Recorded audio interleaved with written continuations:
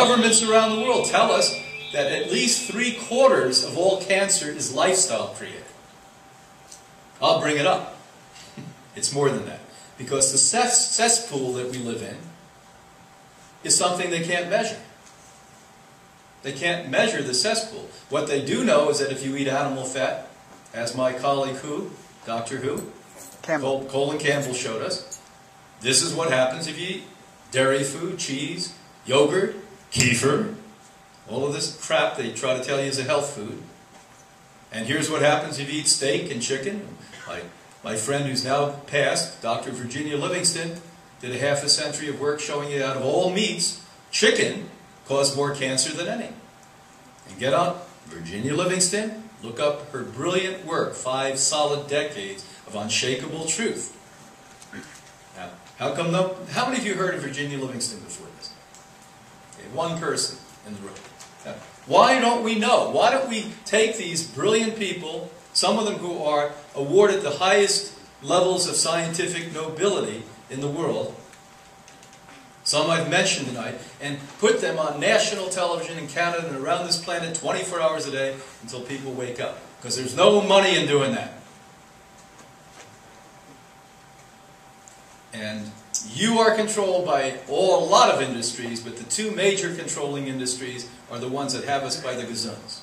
The food industry and the pharmaceutical industry. F&P, as I call it.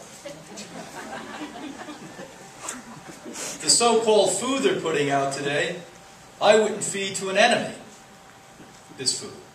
Again, what are you going to see this weekend? Food Inc. Food Inc. If I come back here and do a test with you, if you haven't seen it, watch out. Next time we're going to bring 10 gallons of wheatgrass juice and start giving implants. That's an inside joke. You can ask some of the alumni. But bottom line is, this is what we've got to do, people. We've got to look at the things that we discussed tonight, and rather than be shocked by them, do something about them. And you know, you have to at least take the first step in the right direction.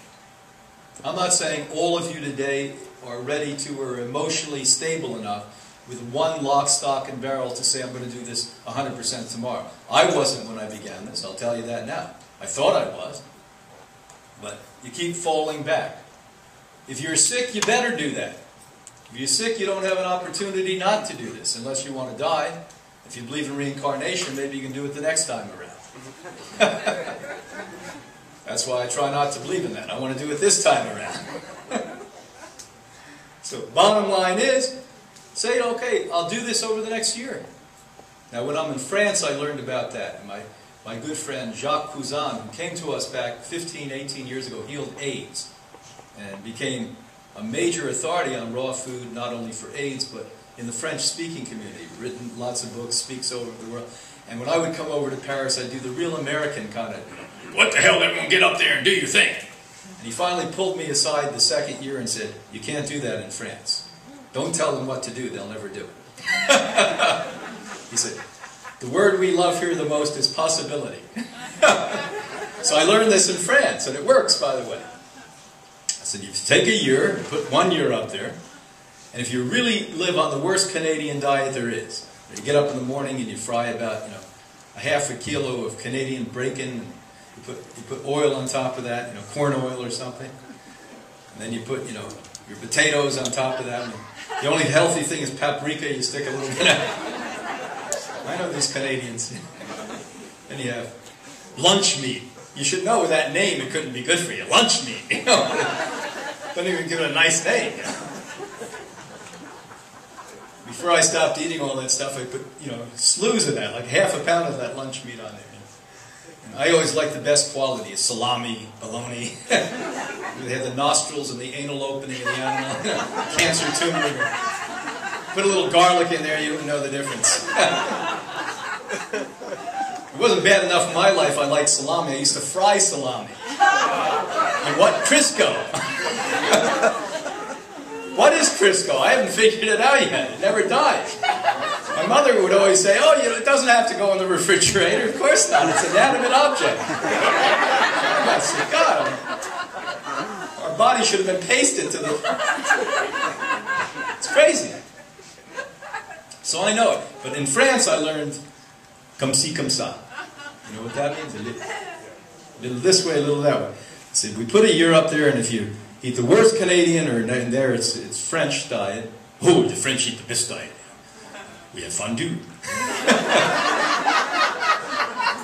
So you get rid of 8% of bad stuff, 8% of bad stuff every month, and you put 8% of good stuff. And mathematically, at the end of the year, you'll be eating all good stuff. Oh, that's a possibility. So you do it all. No, not going to do it. Every time I try to fly out of Paris, the plane breaks down and they go on strike. It's amazing. I love them. I love them over there. I mean, it's really great. A great way of thinking. I haven't figured it out yet. The only ones that puzzle me more are the British.